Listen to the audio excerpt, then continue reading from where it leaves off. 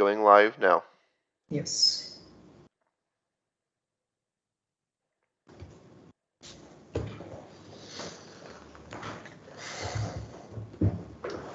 Welcome everybody. Today we are very excited to have Evelyn Stoyanov present their paper, Continual Learning of Sequences Through Generative Replay, a Hippocampus Modeling Story. Evelyn is a researcher at both the Italian National Research Council and the Institute of Cognitive Sciences and Technologies. I think we are incredibly lucky today to host such an accomplished neuroscientist with many interesting works, and we are very fortunate to hear your perspective and work today. So if you don't mind, please take it away. Yeah, thank you very much. Hello, everybody. Hello from Italy. So now I'm in Padua, which is in the north of Italy, nearby Venice. It's a very nice place. So everybody who can come over here to Italy can also go to Venice, but also come here to to Padua to see me, if you are interested also in this specific work, for example, and also if you're interested in some other collaborations or whatever. So I will present you a story about how the hippocampus can support learning of complicated behavior through time and over multiple types of episodes. So to present, to introduce the overall story, I will use sort of a little cartoon. So let's imagine that we have an agent like this Topolino, which can behave in multiple environments. So now we see it in one specific room, but it can go to many other rooms. And the goal of this agent is to pursue its goals and as efficiently as possible. To which purpose it can use or it can exploit some knowledge which it had gained during its previous explorations. So the question is, how can organize this knowledge? In order, most importantly, to avoid situations like this, where there are multiple different types of environments, and in which one kind of environment can override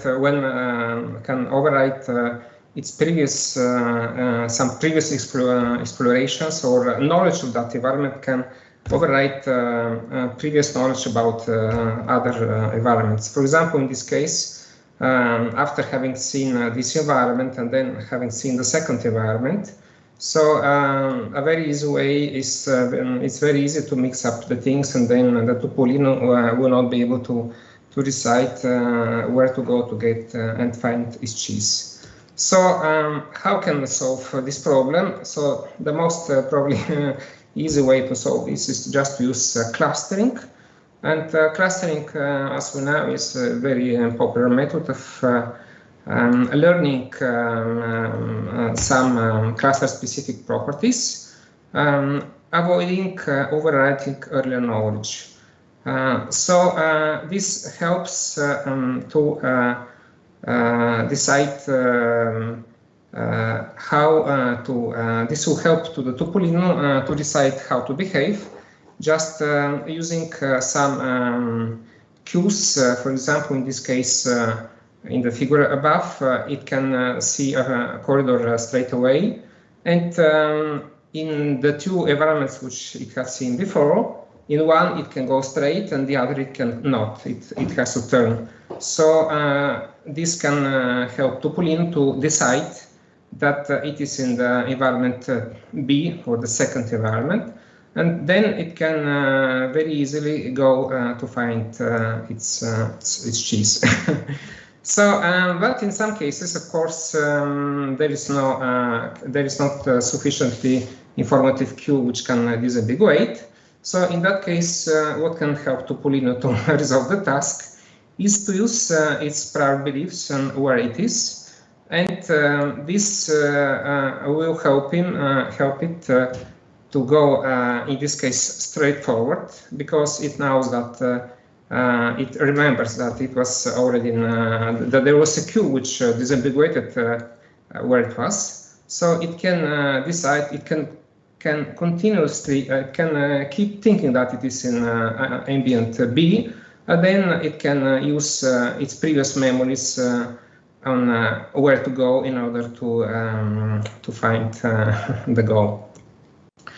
Of course, Topolino not always goes, not so frequently goes to all environments. So one of the problems is that the agents can eventually visit some environments not so often, and we should have some way to learn the environments better and to stabilize or consolidate its previous information. And how can this can be done? For example, replay is one way. So replay or rehearsal of previous explorations can help the memory to stabilize its traces. So this is one approach which actually is used by structure in the vertebrates, for example, rodents, primates, etc., which can avoid catastrophic forgetting by learning by consolidating memories, just by following single explorations. By rehearsal, and the hippocampus has been shown that it is actively involved in this kind of processes of rehearsal, and also representing, for example, in the case of rodents, representing spaces, because space in the rodents is one of the most critical, let's say, type of knowledge. It works, they work and they live in some tunnels, so they have to decide where to go, left, right, and explore these different subpopulation, sub-environments. And also another important thing is that once one exploration starts, it can going, and this going to this navigation through these different environments actually constitutes sequences of locations, and it has been shown that the hippocampus actually is also involved in encoding these sequences. So the question is how the hippocampus can actually support such sequential encoding. So we know that it can do it, but how exactly it can be done? So we will see in this model, which I'll show, one potential way of implementing sequential representation. So how we can implement or how can solve all these kinds of problems which we saw in the outset? We can use the so-called Bayesian brain theory, or predictive coding, or active coding, active inference theory, which is not just increasingly popular, but it also has actually lots of neural underpinning. So there's lots of evidence about the fact that about the hypothesis that the brain has lots of prior information about what is the state of the world. Then it can also exploit this state of the world in very efficiently through different representations and different links between these representations. For example, between some higher level internal representation of belief what is the state of the world, for example, where is Topolino, in what context it is, and how this translates into sensory level representation. For example, what is the visual, the possible visual representation of being in a certain position, or eventually what is the context in which Topolino is. So what is the spatial arrangement of the different properties of the environments.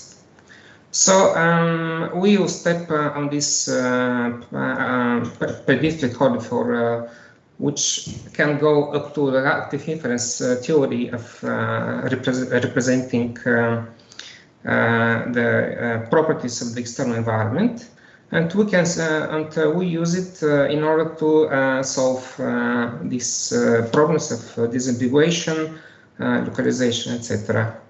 So one kind of computational model which falls into this class of predictive coding models is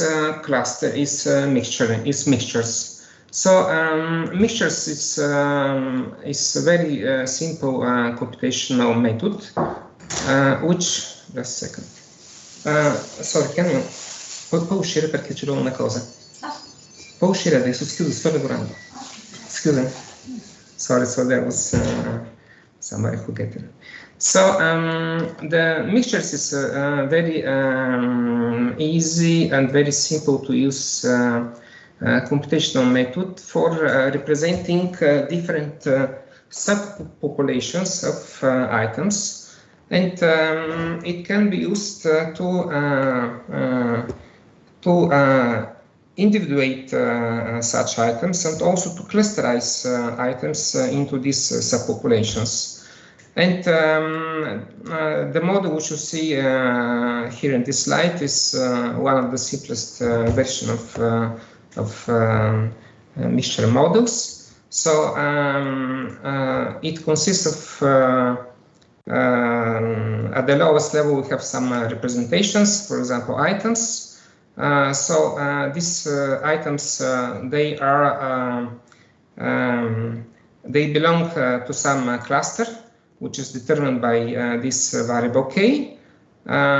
This cluster is selected among a set of possible, or the cluster index is selected among a possible set of clusters.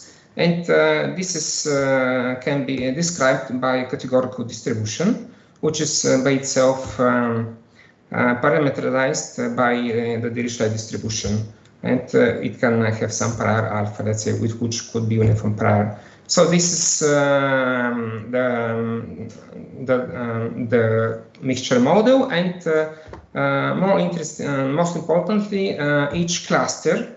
So if you have, let's say, k clusters, each of these k clusters can be represented by some parameter. So if you have a mixture of Gaussians, for example, these Gaussians can be represented by their average, which could be location, for example, in space, and some covariance matrix. The position could be, let's say, single dimension, but also it could be multidimensional generally. And so once we have a set of items, these items can be learned through expected minimization learning to fit the properties of different subpopulations, which take part of the in which the entire set of items is organized. And then in order to apply to this method for individuation of the cluster to which a given item belongs, we can simply find the cluster with closest parameters with closest average, let's say, to the properties of the selected item in order to individuate the cluster to which this item belongs. The problem, however, of using this model to sequences is that sequences are just a series of different length, let's say, of items, and we cannot so easily apply this approach to discriminate sequences. So we have to, first of all, if we want to apply mixtures to clustering sequences, then we have to develop some way of mixing, or some way of computing representations of sequences, some sort of static representations, which we can eventually then use to analyze true mixtures. So one way of computing static representations of sequences is to use leaky item integration. So we can use a population vector on which we can encode both single observations and sequences of such observations by leakily integrating the single data points. That is, we can, if we have the representation of, let's say, sequence of items consisting of t minus 1 elements, then when we get another item, a new item, we can simply multiply that representation by delta, which is the leaky term, and then we can add the new item. So in this way, we can have an exponential representation of each item on this on the same population space, and we can use this representation now for example, for clustering. In order to apply this method, however, for clustering, we have to find a way to partition the sequences into clusters. And one way to do so is to define some kind of parameters which represent the different clusters, or these parameters just could be vectors of the same size as the population vector which was used to represent the single items and also the sequences through leaky, accumulated through leaky integration. And then once we have a certain parameter set of parameters which represent a given cluster, we can also compute. We can then compute the likelihood that a certain sequence is drawn from such cluster, and this likelihood could be computed, for example, through the multiplication of the parameters to the power of item epsilon I, which is just the value of each single element of that vector. So once we have defined the way we represent sequences on such static population, and we also have defined how we can verify what is the likelihood of computing a sequence under the hypothesis that it belongs to a given cluster, we can now develop, we're able to develop a hierarchical mixture model which can be used to cluster sequences. So it will have the same structure as before, the same essential structure, but it will be extended with 2 more levels. So most importantly is the level of sequences. That is, it is this leaky integrated representation of items. And then we also have one more level, which is so-called, which is this item level, which is not actually the actual observation, as in the more classical mixture models, but it is a prediction of what could be the next item, let's say, of that sequence. And we will see that we will need this prediction in order to make a prediction of sequences, or to compute a replace. So we saw that replace will be important for consolidating the knowledge of the memories. Okay, so how we can use this model? So there is one more thing that the parameters of each cluster in this hierarchical initial model will be will be parameterized by the couple of Dirichlet and categorical distributions. So the Dirichlet is just a counter of how many times we have seen a given position, and the categorical distribution is the normalization of these parameters when they're assumed to 1. So we'll have as many clusters as we wish. They could be fixed, but we will see that they can also be, their number could also be unbounded, so it can also vary. So the number of clusters can be extended according to the complexity of the environment, let's say. Now, how can we use this model in order to infer in which cluster is Topolino? So we have, of course, multiple items here which should be inferred. So we can assume that each individual item, each individual variable from this model depends both on its previous values or on its priors, on some priors from the previous elements of the model. For example, the belief in which environment is the agent could depend on the prior state of the belief, but also it can exploit some prior information about what was the previous state of the sequence, for example. So indeed, we will update the belief, we will calculate the posterior of the belief with the map sequence compatibility, that is with the cluster sequence compatibility.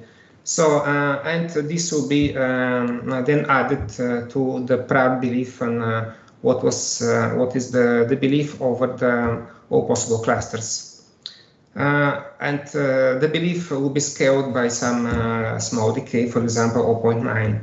So the posterior will be the prior belief scaled by this coefficient, and to the prior belief will be added the compatibility between the cluster and the previous observation.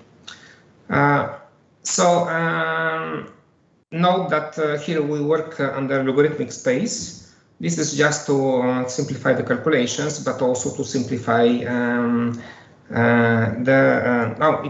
it is to simplify actually the precision of the calculation, because if we start to multiply very small numbers, that they will very quickly go down to 0, and from computational point of view, it is not so efficient to work with very small numbers. So we can just use the logarithm, and when we talk about the representation of belief, we work essentially in the logarithmic space. So as a second step of the inference in this model, we infer the posterior of the item. That is, what is the internal representation of the possible location of the agent in the environment. And now we use several kinds of informations in order to compute this representation. So the story is actually quite complex, but we can simplify it in the following way. We can use the prior belief on the space, on the cluster. Then we can multiply this that prior belief, that is the parameters of the representation. We can multiply them by a predicted state of the observation. And that predicted state of the observation actually is where is the complexity, because it should actually consider also some representation of the dynamics of the model, because if the dynamics of the agent because the agent is moving in the environment, it has some moment, and this moment should be considered. So because let's say we're some physical body, the physical body, once it starts to move, then the physics should be considered in predicting when we predict its falling state. So just the velocity should be added to the previous state. And that is one predictor of the possible state of the observation. So this predicted observation will be combined with the parameters of the map, and then on top of that we will now do another step which is very important. It will be to delete or to inhibit the part of possibilities on being on the map where the agent has already been. So we use the so-called inhibition of return. That is, we will subtract from the possible predicted states the state where was the agent in its recent history. So this will help us to produce more linear movement and space. And okay, so finally we will infer the representation of the sequence. So that representation now can integrate several kinds of information. It will integrate the prior state. On top of that, we will add the belief of the map where it is, and also we add the observation where it's the agent in the current moment. So once we use all these three elements, we can produce a representation of the sequence, which now can be used for clustering. So another element of the functioning of this model is learning. So learning involves two essential elements. One is the mixing probabilities of the clusters, because there could be some bias, of course, in which cluster is or which environment is the agent. And this distribution will be learned by adding the prior representations of the clusters with the current belief of where the agent is. And finally, we also have to update the properties of the parameters of the cluster or the map, and we will do this by adding to the previous state of the parameters of the map the current observation of the sequence multiplied by the belief that we're in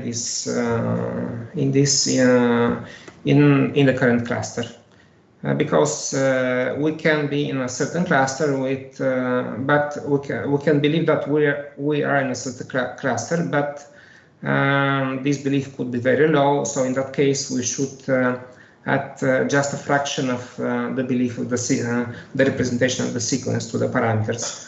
Instead, if we're very sure that we're in a certain environment, we use this to give more weight to the representation of the sequence in order to contribute to building the map or the properties of the environment. Finally, we will also learn another kind of representations, which is so-called prioritized maps. And these maps actually, they will be representations of the surprisal.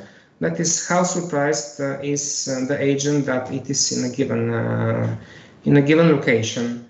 So how we can do this? We will just use the minus logarithm of the representation of the item, and we use this surprise that it is in its current position, which will be added to the previous representation of the prioritized map. And then we use this map to drive the beginning of the possible internal explorations or internal walks in the in the model. For example, when the model is simulating a sort of resting state, and during which moment it will rehearsal its memories. That is, it will do replays, and this replays will be used to additionally modify or improve the representation of the clusters. So here we can see some example of operation of this model. We see here two types of operation. One is navigation, which is in this moment. And so once the agent performs a given trace or a given path in the environment, then it can eventually do the so-called awake replay. That is, it can make a rehearsal of what it has done, but it can also make a replay also after a certain navigation episode. That is that is when the agent goes to a sort of arrest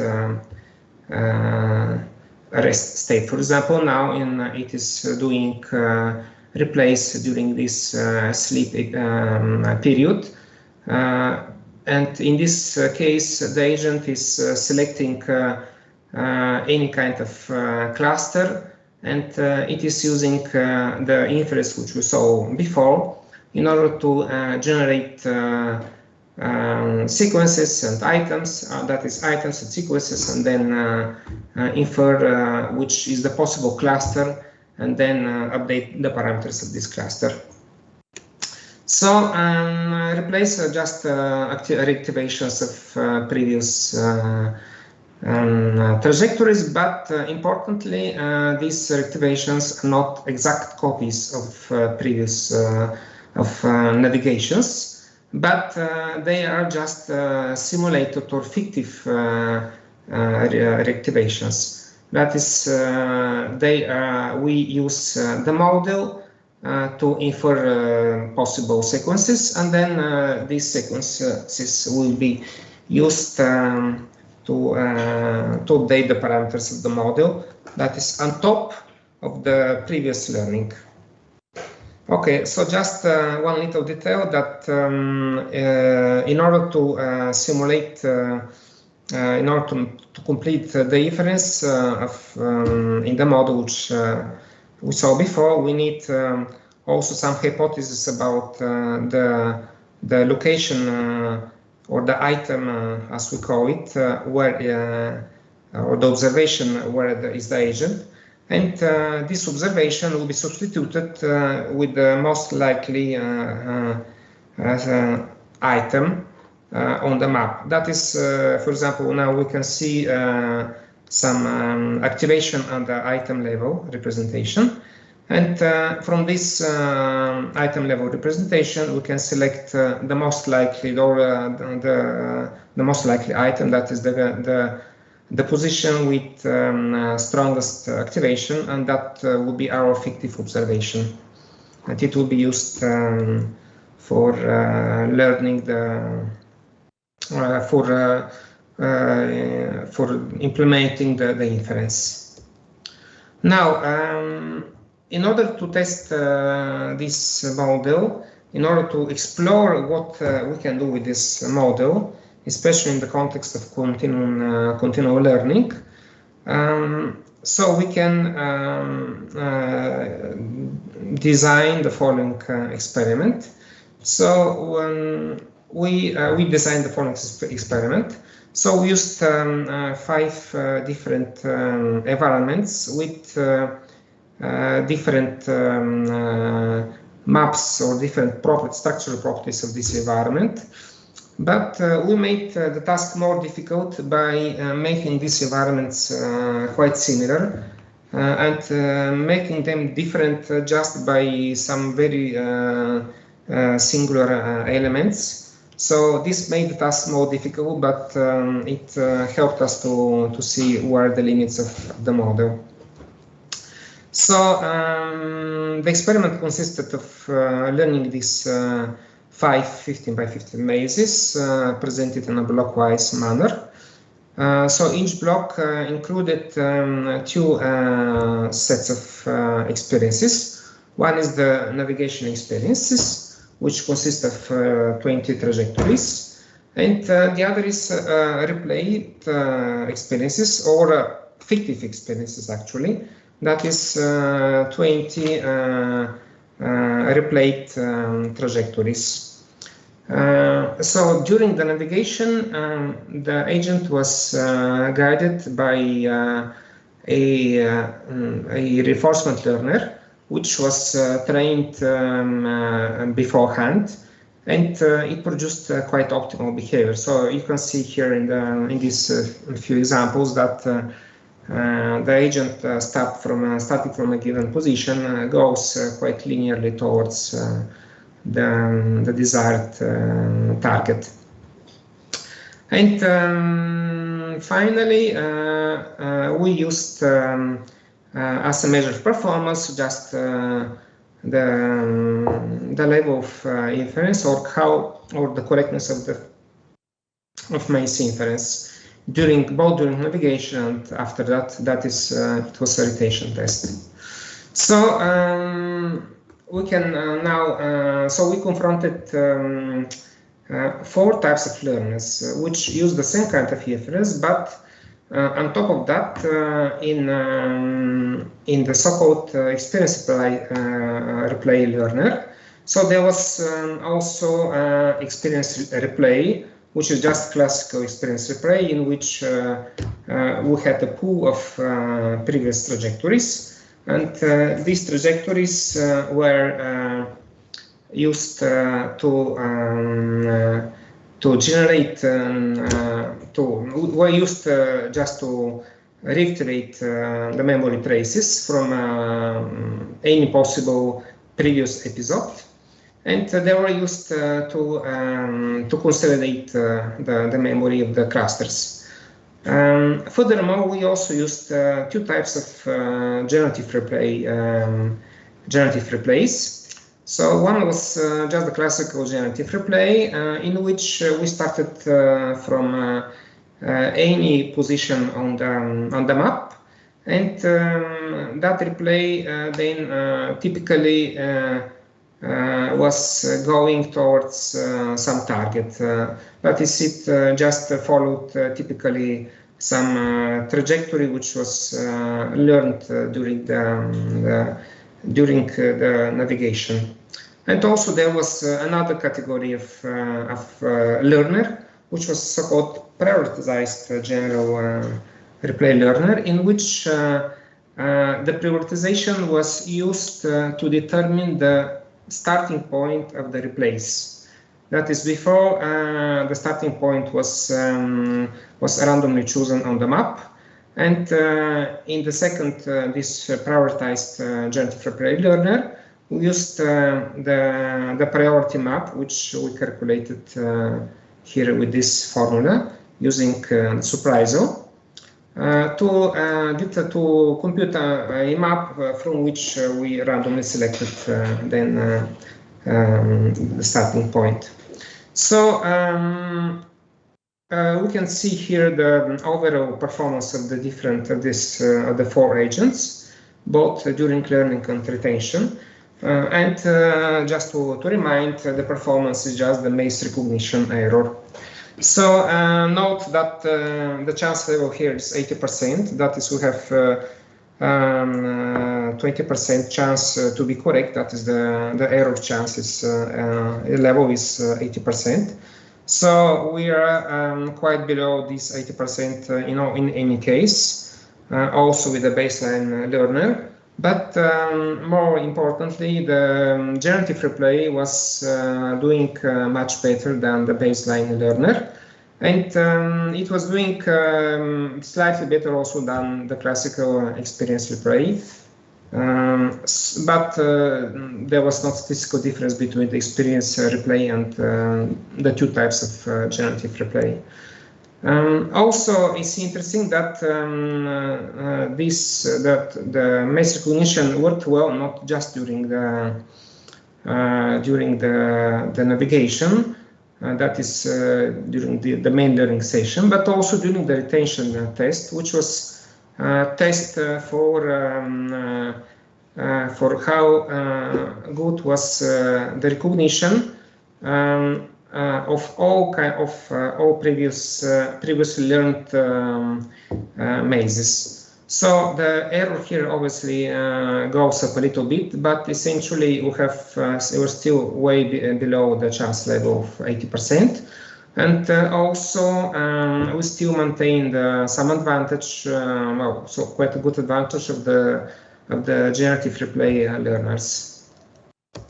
Now we can see, we can go a little bit more in detail in the performance of these agents and see in what way generative replay helps to learn the mazes, and also just to see some other properties of this model. So in this slide we see the overall result now. Instead, here we can see how the learning progresses along with the inclusion of novel mazes. So to remind you, there were 5 blocks, and in each block the learners experience a novel maze. Okay, so and these results show the training, the average training over I think 32 replications.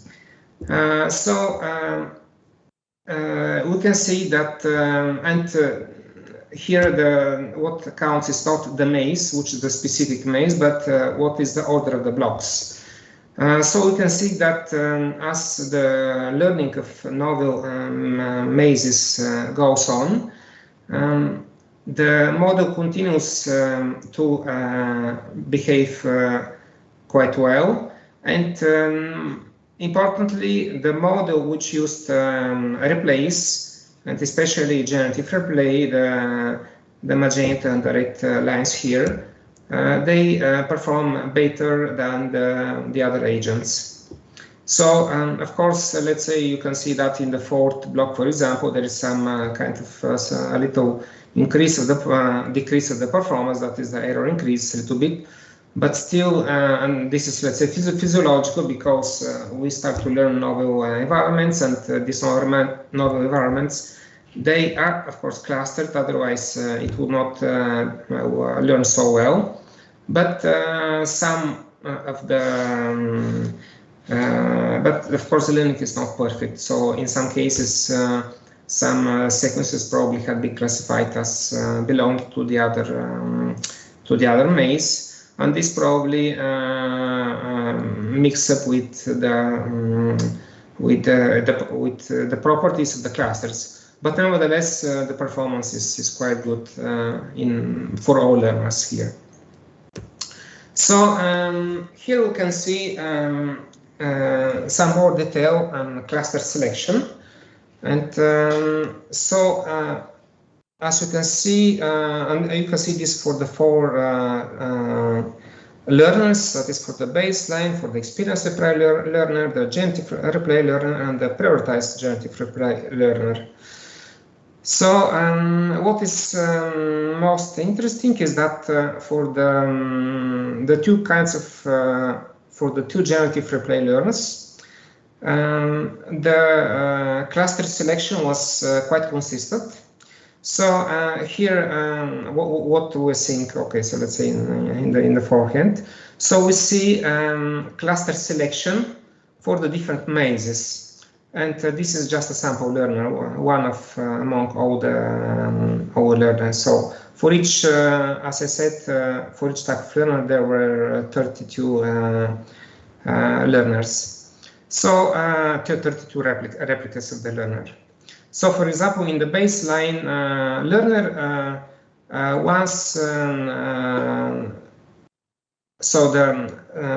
this specific learner used, for example, the second cluster as to represent the second maze, or actually it's the maze 4 here, the blue one. But after that, when the third,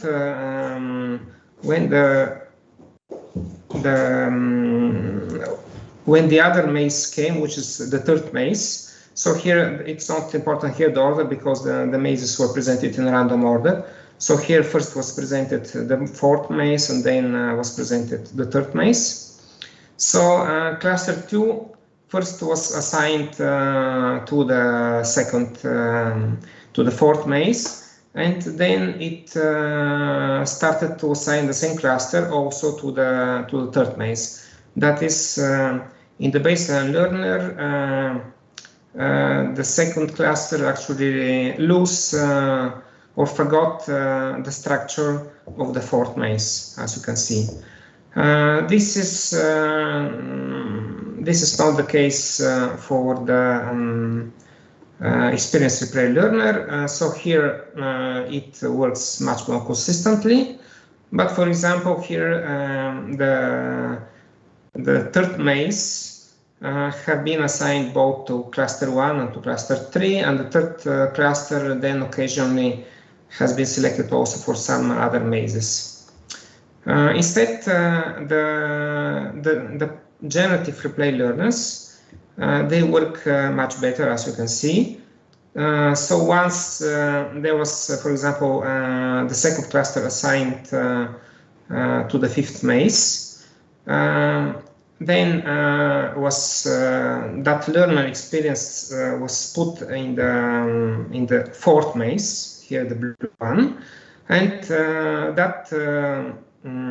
so once it started to behave in the fourth maze, so in the very beginning you can see that there was some little, so the agent initially started to use the first cluster, then it tried probably the second cluster, but very quickly it left it, and then it went to the fifth cluster, and then it remained there for until the end of the block.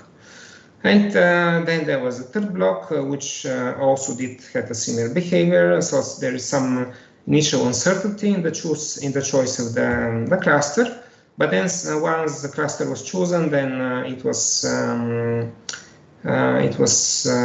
chosen in a very consistent way. So why this is the case? Because I remind that the learning, so after the navigation episode, in which the learner is experienced a certain maze, then there is potentially the replay. So when there is a replay session, and this replay session helps to stabilize the memories of the learned cluster. Okay.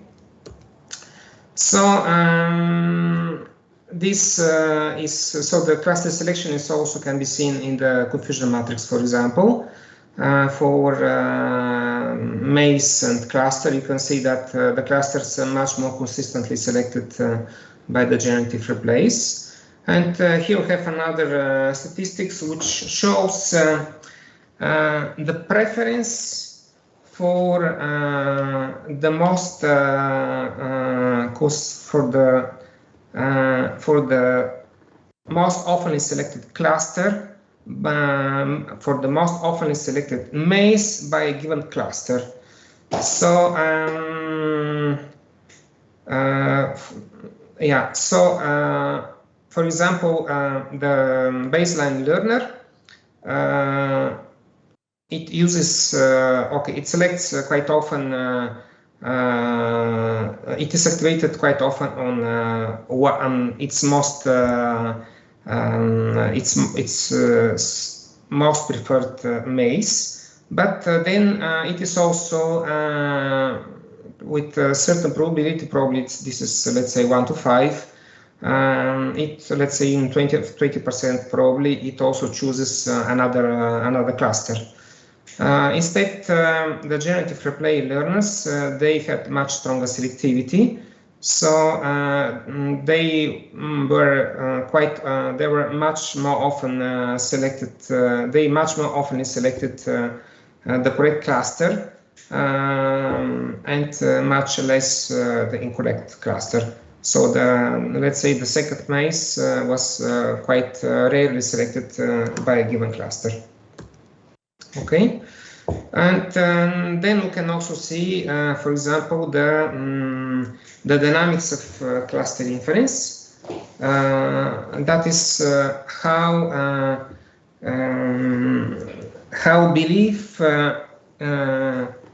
the belief over a given cluster changes along a given trajectory. It could be either real navigation trajectory or replay. So in this case it is maze inference during navigation trial, and you can see that also there is a difference between the two types of learners. The baseline learner, which selects the cluster in a less consistent way and slower, let's say, while the generative replay learners select the cluster much more precisely and quicker. And okay, so we can see that following some 5 to 10 steps, the agent is able to select the cluster with quite a strong certainty. And here we can see also the likelihood of inferring a given sequence by the cluster. And this is along the inference process. Okay, so we can do some other. We also did some other tests. For example, what is the importance of the amount of experience on learning? So we tested even with single trajectories. So to what extent single trajectories could help learning, could be learned by this model. And indeed, the replay learners were able to learn following just a single trajectory. So, I mean, of course, the error was greater than this 10-15% as which we had before, but still, given the trust level of 80%, you will still have quite a good performance actually. While the base learner, which does not repeat its previous experience during some these rehearsal sessions, it is actually quite close to the chance level when it uses a few trajectories. So here up to 4 trajectories bring to quite bad performance, both during the learning and during the retention test. Okay, so the conclusion from this is that replay allows cluster learning following even a single navigation trajectory. Of course, this very much depends on the possibility of this navigation trajectory to disambiguate among different clusters. But that's why also we have not perfect performance, of course. But if the trajectories, if the agent was lucky, let's say, to have trajectory which crosses, which goes along points which allow disambiguation, then it uses this information through rehearsal to improve the alert knowledge and then to improve its behavior. Okay, so here we can see also what is the effect of different amount of replay for the consolidation. So with somewhat less replays, for example, here in the second row, we have maps which are not so much clear. While if we have, let's say, 20 or 80 replays, we can see that the maps become much sharper, and these sharper maps help to individuate the cluster or the environment in which is the agent. There is another interesting property of using generative replay. So besides just here one little comment that there is a very, very big difference between generative replay and experience replay. So experience replays cannot have, they don't have biological plausibility, because we know that there isn't any verbatim memory which stores such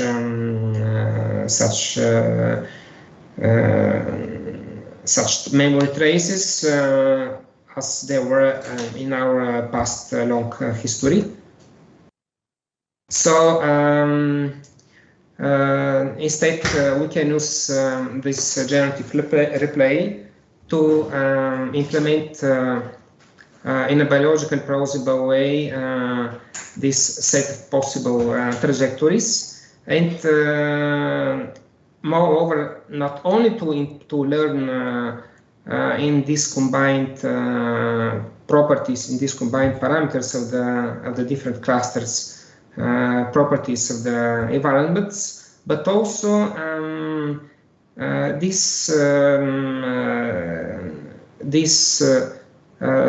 mixed representation, this mapped kind of representation of the environment can be used actually to create novel paths. And such novel paths are very useful to create novel solutions, and such novel solutions can have a behavioral advantage. For example, if an animal had done two elements of a given two elements in a given environment, so two paths which were disconnected, but which somehow could be connected, for example, with a little jump.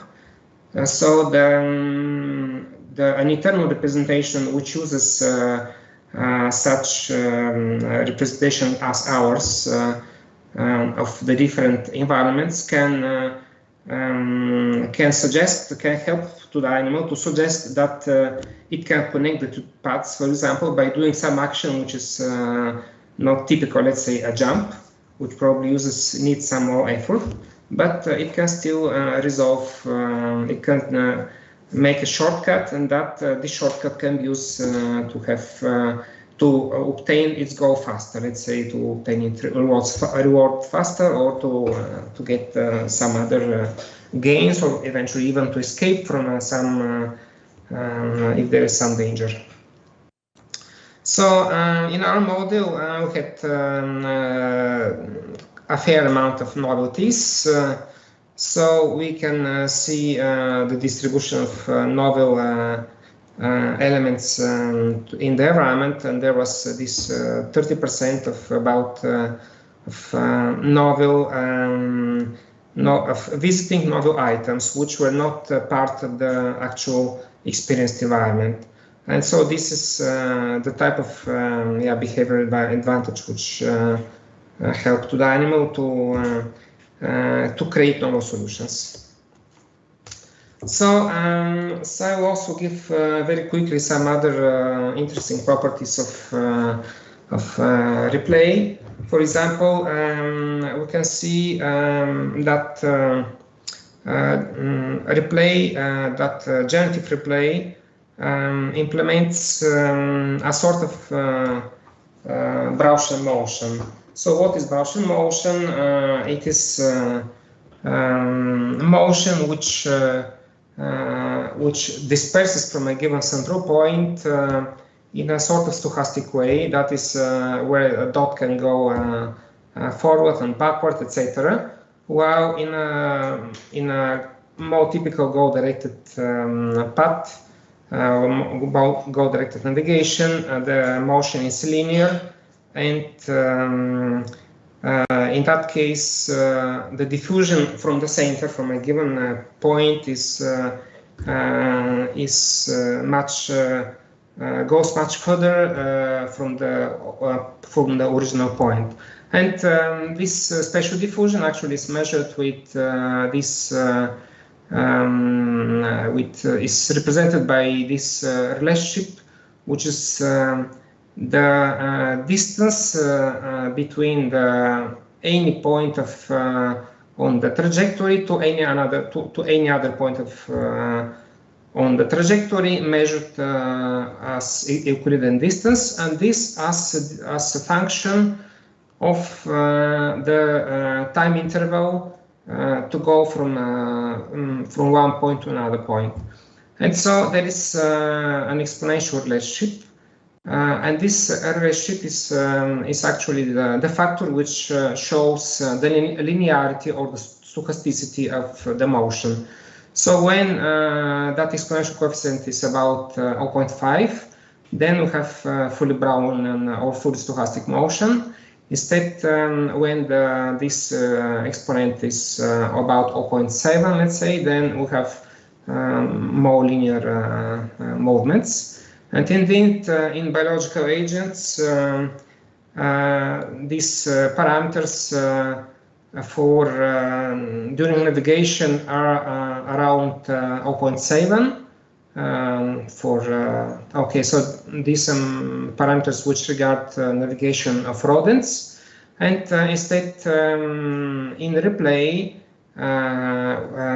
Stell and al. Have found recently that internal replays in the hippocampus represent Brownian motion kind of diffusion, with a parameter which is close to 0.45. So in our model, so we analyzed the diffusion dynamics as well, and we saw that indeed the properties of the diffusion are very close to those found in the animals. That is, in the model here during navigation, the parameter was 0.75. And during replay it was 0.46. And we can also get a more intuitive idea of how diffusion is if you see these panels here, which represent the diffusion, starting from a given point, after one time step, after two time steps, etc., to 4 time steps. So we can see that during navigation, the animal goes much further away from the origin or from any point in a trajectory, let's say, and instead during replay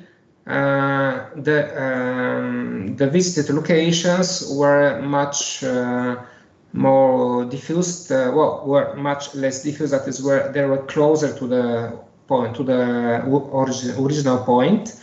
And they represented this bow-like shape, let's say.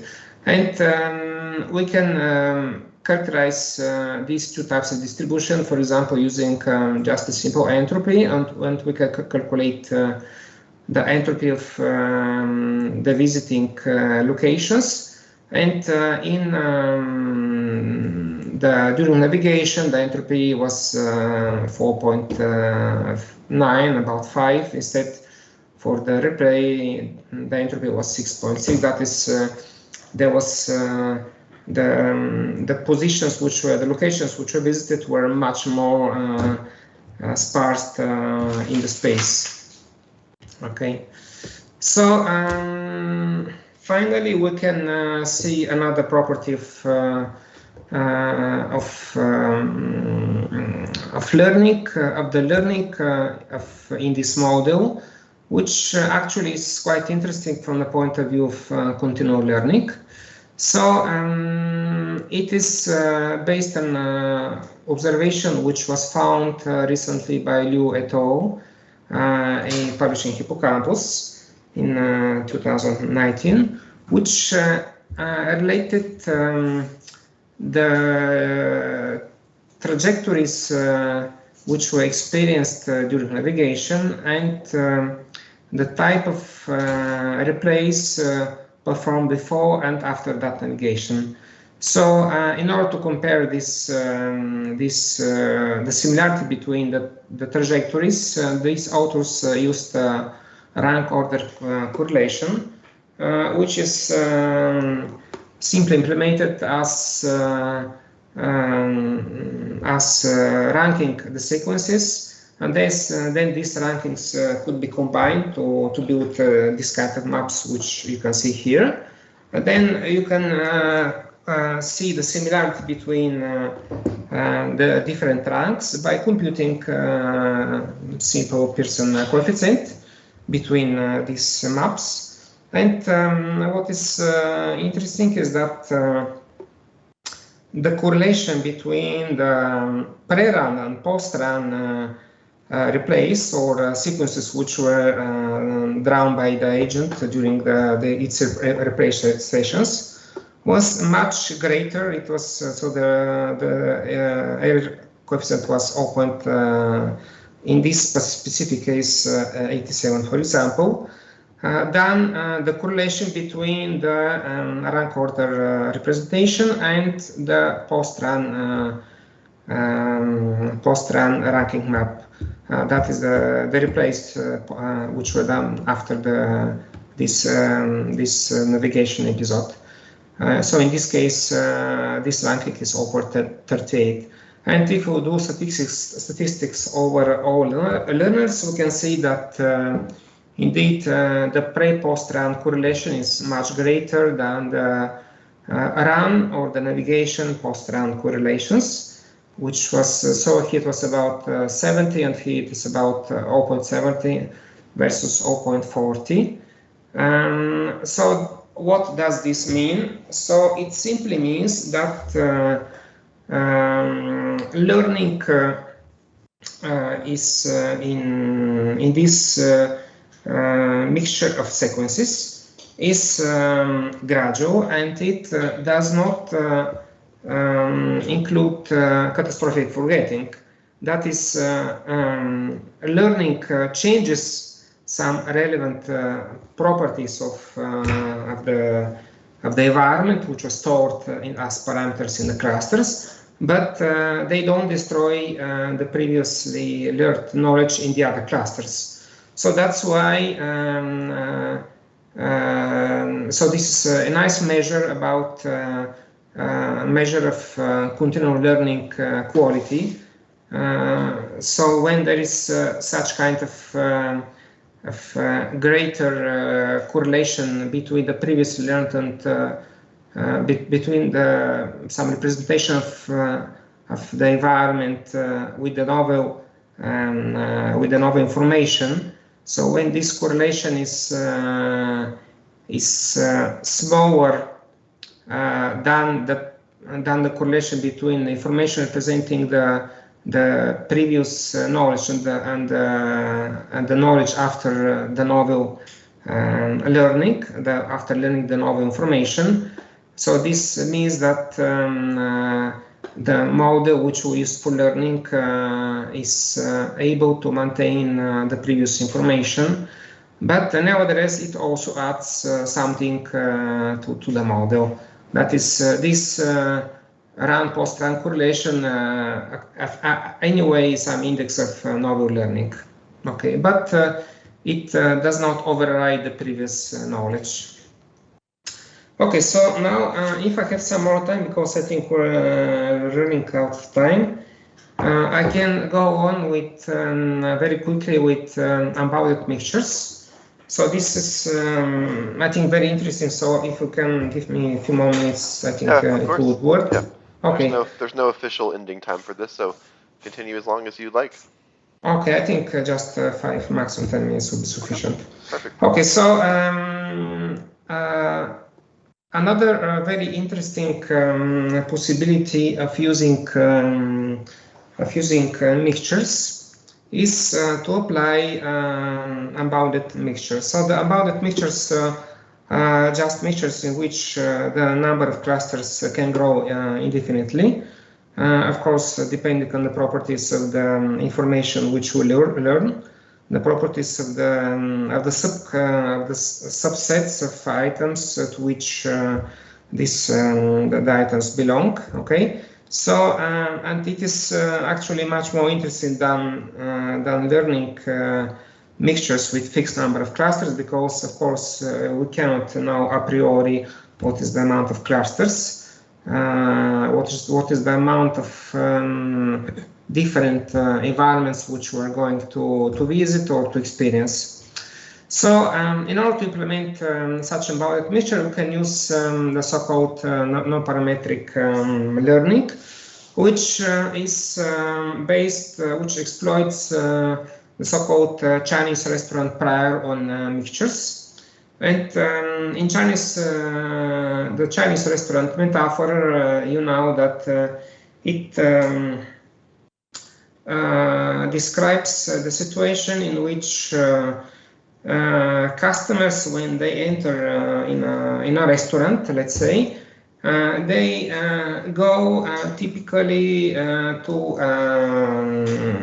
I mean, in social societies, let's say, because we can also be in societies where antisocial agents just prefer to be alone. But let's say in a more typical social society, people tend to stack together. So clients also prefer to go to tables when there are more people. So this is the Chinese restaurant prior. That is, it exploits also the other that metaphor that rich gets richer. So here, rich clusters, that is greater mixing coefficients get richer or become stronger. And also, of course, in the Chinese restaurant prior, there is the probability that a new client will sit on a new table, and this is actually the way we expand the mixture with a novel cluster. So this antisocial agent actually is a very critical one. It is the one that will create the novel subpopulation or subpopulation of subset of items. So we used this Chinese restaurant prior to grow up the mixtures, and there is just one little caveat here that in a typical application of the Chinese restaurant, we know what client or what item is new and seen. And in our case, we don't know exactly what is a novel sequence. I mean, it's not that we don't know it, because if we have very discrete representation, we can check whether it is new or not. But because we don't have verbatim memory of sequences, we should use what we have under hand, and this is our distributed representation over that population of units which represent an n-dimensional space our sequences. And so in order to check whether a given sequence is novel or not, we can simply verify what is the likelihood that this sequence belongs to a given cluster. And so we can define that a given sequence is novel when that likelihood is below a given threshold, and that threshold could be, for example, 0.01. That's the threshold which we used. So we used this non-parametric sequence mixture to learn the same 5 mazes, but we did it not within 5 learning episodes as before, but now with 20 learning episodes, because we need some more time, of course, to develop the clusters. And also actually using more learning episodes was interesting to see what would be the dynamics of developing novel clusters. So To the left, we see the performance of the model, both in terms of maze recognition during the learning, and also during the retention test, which was done after each epoch, each of these 20 epochs. And what is important is that once again, the overall block of learners, let's say, is behave quite well. I mean, its average error is about 0.15, which is way below the 80% chance level. And interestingly also, the population of learners with generative replay behaved much better once again relative to baseline, also even relative to the experienced replay learner, which I remind is biologically not plausible. And interesting here that the prioritized generative replay learner was better than the generative replay. This difference is not significant, but these two learners are significantly better than both experienced replay and baseline. This both during learning and retention. Okay, and here we can see also the confusion matrix which the learners had in choosing their maps. That is in the assignment of maze to clusters. Now we see some specific example where we see how this goes. And also here you can see that the frequency of selection of maze by specific cluster is quite contrastive in terms of that, and also it follows the use or the additional advantage of the generative replay.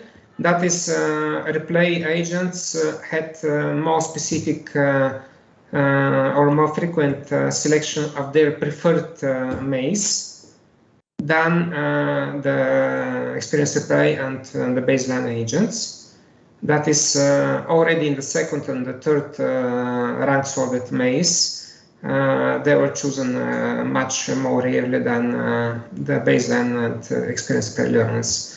And also we can also see this in another way using this specificity measure. Okay, so we can also see interestingly how learning goes through time along the different epochs.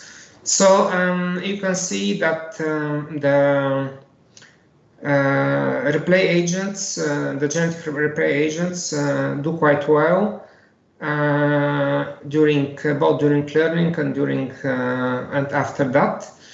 The error is still way below the chance level for all agents, but the replayed agents do much better.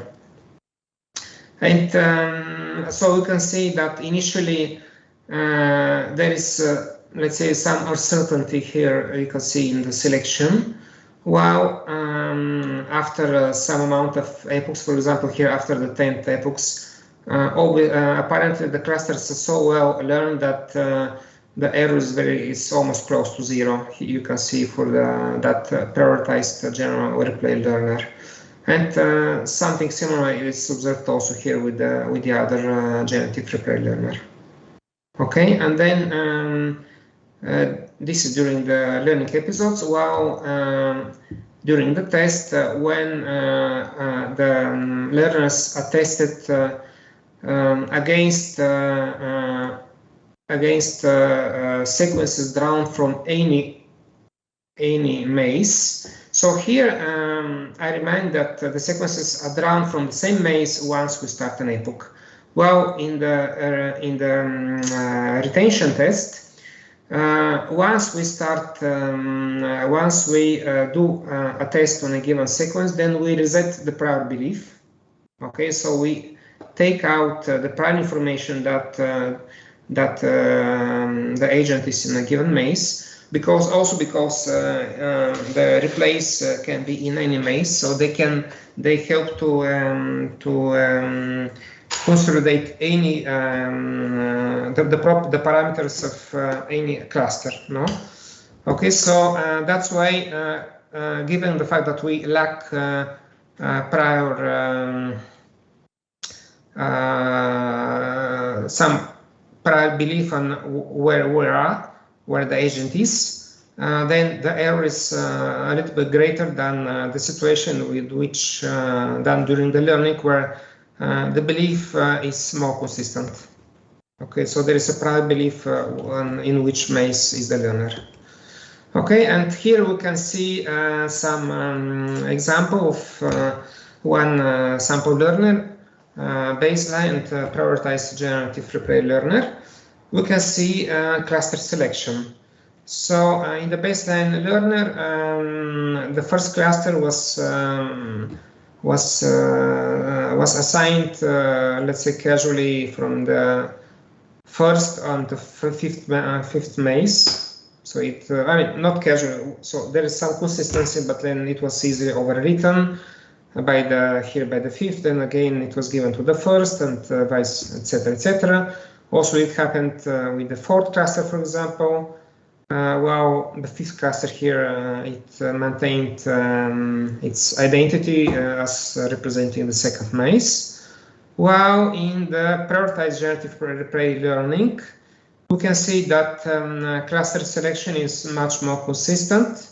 So there is still some random selection, well, some random error in the assignment, but generally the assignment was maintained relatively steady. So here the first cluster is consistently dedicated to the fifth maze, the second to the first maze, the third to the second maze, etc., etc. So we can say that the assignment is much more stable, and this because the memory trace is much more consolidated. Okay. So finally, we can see here one control. I mean, this is just one control experiment in which we took out the intermediate sequence representation level. So just let me show it again here in the model. Okay, so this representation of the sequence, we took it out completely. So the inference was done only on the belief on cluster and the item, and this still works something, but you can see that not so much well. Okay. Actually, yeah, it works quite bad. So during learning, it goes, the error goes down to about 40%, but which is half the chance level, but still it's not so good at all. While the retention was much worse, it was nearly 70%, which is very close to the chance level. So, and also you can see here the alert maps in this case. So in the baseline learning, we have this sort of maps which are much less clear about, they represent much less clearly properties of the environments. And the generative replay learns something, but also not so much clear, and so it's quite a mix. Yeah. So the representation of the sequence is important. So this was one control which was asked by one reviewer, and actually it was very useful to show that indeed this hierarchical representation of sequences is very critical if we want to learn representation of trajectories. Okay, so now I can conclude. First of all, that leaky integration of observations in the same representational space can be a very valuable and biologically plausible method for sequence representation and learning in a common space. Then mixture models are highly valuable for preventing catastrophic forgetting and for continual learning of novel settings, of novel environments. Then that generative replay helps to very quickly consolidate the learned experience, also very short actual experience. And so this is what we think is done in the hippocampus. And that generative replay can help to discover novel possibilities within a given environment. So, thank you.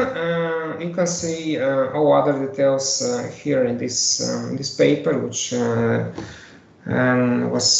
went out about a month ago or so, and well, we actually had it around in archive already for for some time, but yeah, it got in this place, and actually we were very happy because it has lots of good, interesting indications about how properties of the hippocampus can be, as we see, could be implemented in a very simple probabilistic setting. And this probabilistic setting actually has also has been shown how it could be implemented in the brain through population of neurons. And I think it's it's a nice model, and I hope that you can use it also for other kind of settings. Thank you. Great, wonderful. Thank you so much. Now I guess we have time for a few, if you have time for a couple of questions. Is that all right? I have Yeah. So if you're on YouTube Live, you can ask there. If you're on Teams, I see Marco is here, you can unmute. I'll start off with a question from YouTube Live. This is from Keeland. Um, so how does your model handle reverse trajectories along a sequence? So if a sequence ABCD were learned, can the model also learn DCBA? He was pointing out that this is an issue with some Hebbian type models, is the ability to handle these reverse So the model can handle, thank you very much for the question. The model can handle such sequences. I mean, it can start from any point, and it can just follow the path which is consolidated on the map or so. So it can start both from any random point, but it can following the prioritized maps, for example, which can eventually highlight also as a starting point either the last position or goals where the animal was. So it can represent, it can reactivate memory starting from the last trace, from the last goal, sorry. So we don't have any specific, I mean, these memories, as you can see, they are not directional.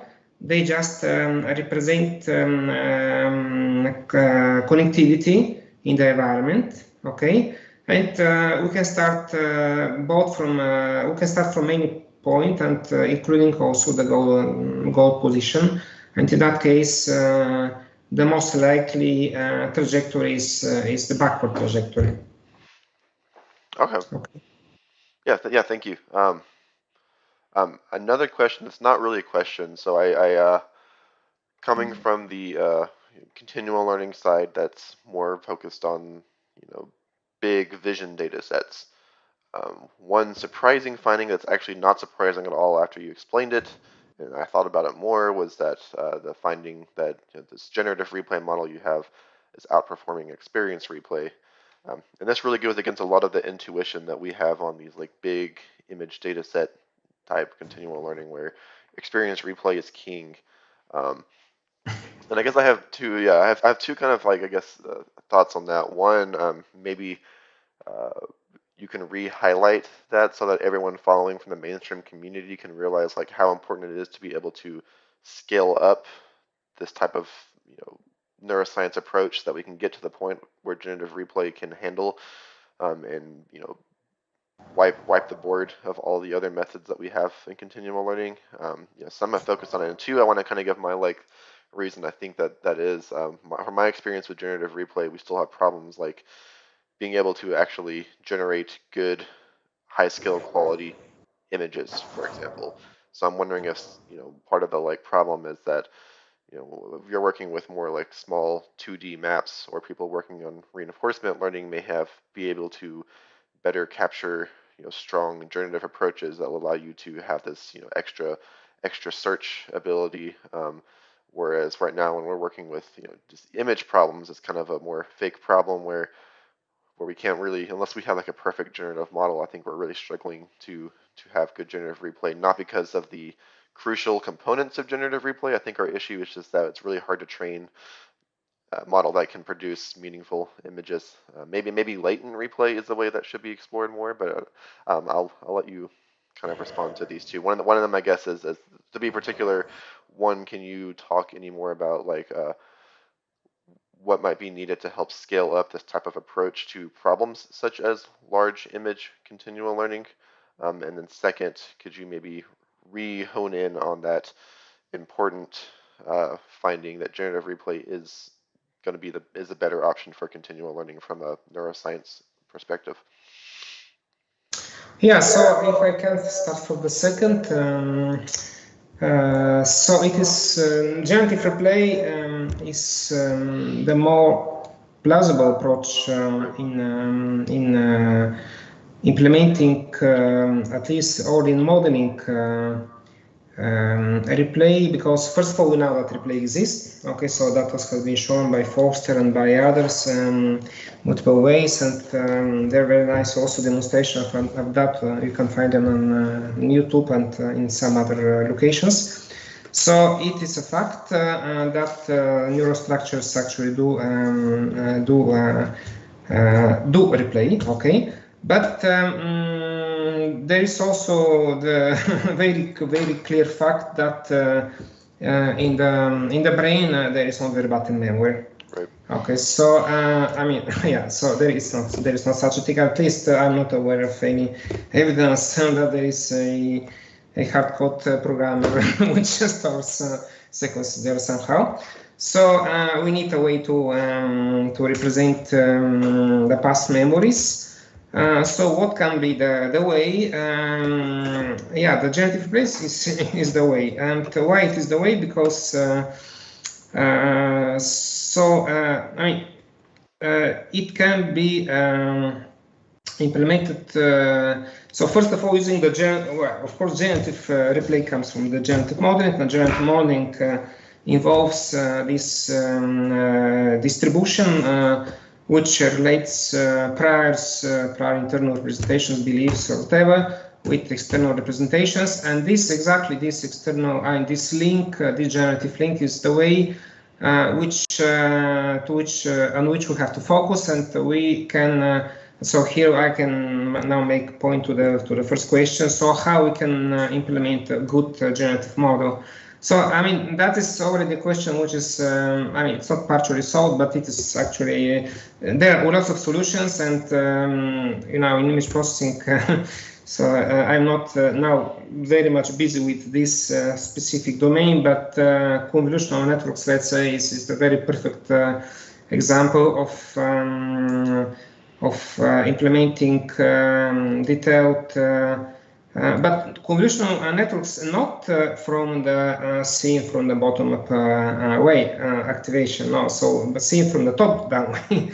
Okay, so we can think of the convolutional networks as generative models, which consist of filters, specific filters, which are activated stochastically, and those could be seen, for example, in variational autoencoders. I mean, in variational autoencoders, you have this encoder and decoder. And the decoder is the one which implements the generative part, and in that case, you can have a highly complex set of generative features at different levels. So hierarchical can have a very nice hierarchical structure, which can implement highly complex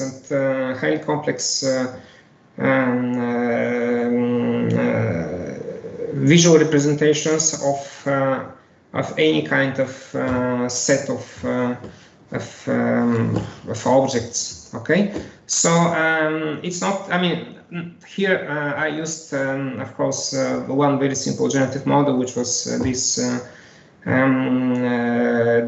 Which was represented with Dirichlet maps, with Dirichlet, and it was very, of course, handy for this kind of setting, because the environment, at least at this point, is quite simple. As you can see, it is, I mean, these 200 something locations without specific hierarchical structure. I mean, we can go deeper into that if we want, but at least in this paper we just represent the principles of encoding. I mean, because the focus was representing sequences. So now going to the, so we didn't have the necessity to have a really very complex generative model. But if we want to work on highly structured data, I mean, perfect, we can just implement very good detailed hierarchical generative model, which has all the details there in terms of implemented in terms of features. And these features could be selected randomly according to some priors. And also we can have bottom-up and top-down priors, of course. So, I mean, you can think of active inference specifically. And active inference is the way to think about how such features could be implemented, could be activated in the proper way, that is activating gradually set of features at different levels, which represent the details and the properties of the different elements which constitute the object, let's say. So we can have this dynamic activation of features. Okay. So that is my suggestion, just using complex, inverting the convolutional networks, essentially. Whoever's listening now, you have your next CVPR paper. Yeah. Well, I think we've taken enough of your time. Unless there are any more questions, I think this has been a great presentation, and I'm going to try and share this with other people who can watch this offline at a better time, because I think there's a lot of rich information that will be very helpful for us, especially on the more computer science side of it, to be aware of and pay attention to. Yeah, thank you so much for this presentation, and thank you everybody for joining today. And we'll be here at the same time and place next week for the next installment of the seminar series. Thank you very much. Again. So I'll start to follow this series, because actually it's the first time I'm seeing a presentation from your seminar, and I think it will be interesting to me to my group to follow your the presentations in this domain, because I mean, we're working in the sensory motor domain, but learning representations in this domain are very much related to learning, to continuous learning of the environment, and I think it will be very useful also for me to follow the talks which are going to present, but also the developments which you have in your particular lab as well. Awesome. Yeah. Okay.